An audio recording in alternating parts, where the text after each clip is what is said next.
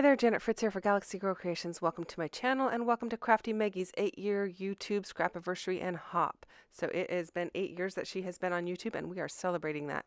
So this sketch was provided by Megan and I went to creativefabrica.com and I pulled something that was similar. It doesn't have the floral bits at the bottom exactly the same, and I did have to do a little bit of modification on it in my Silhouette Studio to get it exactly how I wanted it. But for the most part, it was it came with the leaves and the acorns at the bottom, and I think it came with one circle. I think I added a circle and I rotated the leaves. I flipped them the other direction. So yeah, I did do a little bit of modifying. So if you're looking for the exact cut file, it's not going to be exactly the same. But I will put a link down below to what I used in case you are proficient in your software to make changes, or if you want to use use it as it came. So I'm using this fall market stencil from Cartabella, and it has leaves and such on it, and I'm just going to do a little bit of simple orange brushing over it. I didn't even pull out an orange. I just used what was on my orange brush there to make it really subtle. I didn't want it super bright. I just wanted a really subtle impression of the orange and of those leaves. So that's what I did. Nothing super fancy, just real, like I said, super subtle. I am also using a very subtle paper. The paper is really old. It is from Simple Stories. It is either from the 24/7 collection or maybe Sweater Weather, or I don't think it's from Pumpkin Spice, but it could be. I have all of those papers kind of together in one bin, and so that's why I don't know the exact origin of this paper, but they are all very old. I don't think you would be able to find them at this point, because by very old I mean like 2013 or 14. So I'm just bringing in a little bit more orange up into that top line, and I'm kind of just following the flow of the wreath design there, and I'm really liking that. I'm liking the way that it looks. I don't want it like I don't want it to extend much beyond the ring of the wreath.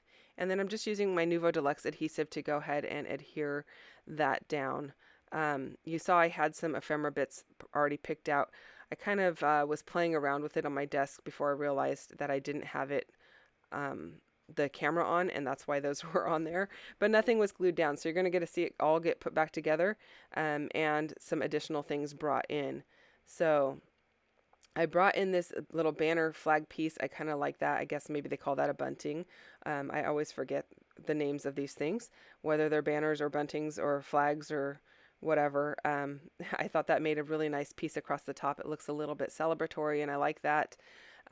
Bringing in these little critters, a hedgehog and a squirrel. And I don't normally bring in these kinds of random things, but I thought they were really cute and just added to the layout. The photos are going to be of Noah and my daughter and her husband at the pumpkin patch. They're sitting on these huge hay bales, and since it's outside, I thought these elements of nature worked very well. I mean, not that we have hedgehogs in nature in our area or anything, but you get the idea. So I thought it was kind of cute. And then I'm bringing in these flowers, and I really like the darker colored ones. They do have a couple of others in this particular collection. One is white with a yellow center, and to me it just looks like a fried egg or something. So I avoided using those, and I brought in the ones that had more of the fall oranges, reds, and yellows, and that made me a lot happier. Just going to tuck some up at the top of the ends of where the bunting meets the wreath there, and I'm keeping this layout actually more on the simple side, and I really like the way that it turns out. Sometimes simple is just the way to go, you guys. You don't have to overwork your layouts, and you don't have to feel like every layout has to be a showpiece or anything like that. You know, and they're just still beautiful and cute, and you know, go with it. Also, sometimes it gives your brain a little bit of a break when you've been doing ones that are more labor intensive. The simpler ones are kind of a nice way to let up on yourself and maybe revitalize your mojo. At least that's how it is for me. So if I get stuck on something, I usually just set it aside and work on something else where it flows really easily. And then I come back to the more difficult one or the one that is giving me trouble. So I'm just working on the flower placement here, and I'm really liking that. And I am layering some things up with some foam. I'm just using craft foam from Walmart. It is adhesive backed, so the adhesive side I usually stick to my ephemera, and then I use my liquid glue to adhere it to the page, and that works very well for me. It's a lot more difficult to adhere the liquid adhesive to your ephemera because then you got to wait for it to dry before you can stick it on your page. Otherwise it moves around. I really liked this tab that it had these little hearts at the top, and then I wanted to kind of like play off of that. So I pulled in one of these larger hearts to kind of make one of the hearts like it's standing out from the other little rainbow hearts back there. And I'm liking the way that that looks. I am using my acrylic block to hold things down that have liquid adhesive on them. It's a great third hand because it's weighted, and it just kind of holds that down so I can work on some other things while that liquid glue just sets up. It doesn't take very long, but sometimes when you adhere it down, whatever you're adhering down kind of likes to pucker, and then it doesn't get the hold that it needs, so it just needs that extra bit of weight.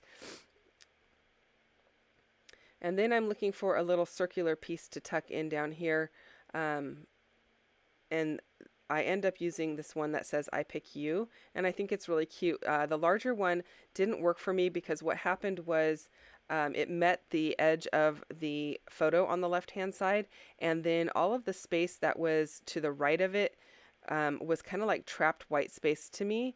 There were the leaves kind of create a barrier on the opposite side there, and so it just looked like there was supposed to be something inside there, and I wasn't really happy with that. So the smaller circle worked better. It brought a little bit of that turquoise in, which I don't mind.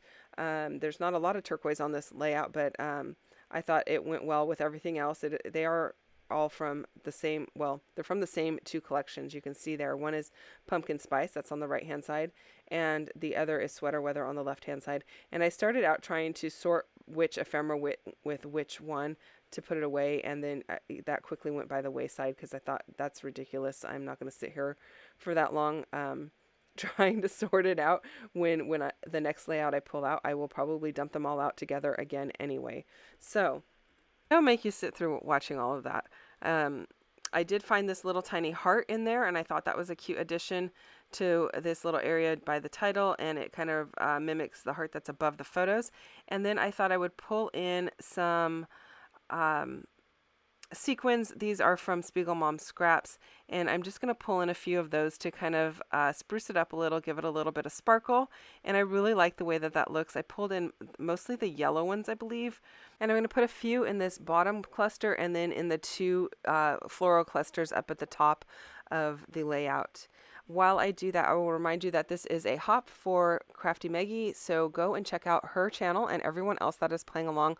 All of the links are down below in my description box for you to go and check them out. I will also have links to the products that I used that are still available, at least, in case you are interested in purchasing any of those. So you can always find those down below. I am using my Crystal Katana tool to adhere those. It has like a waxy tip that allows you to pick up those sequins really easily, and when you pop them down into the glue just holds them in place, and then they don't stick to your tool. It's very handy, and it's a tool that I really like. So here is my completed layout. Thank you so much for watching. If you have questions or comments, you can leave those down below. I will get back to you as quickly as I can. Give me a little bit of time because I don't answer every single day, but I do read them all and I do respond to every single one of them. If you don't mind hitting the thumbs up, I'd really appreciate it. And if you're not already subscribed, I love for you to subscribe as well. I will see you guys again soon with another video. Bye-bye.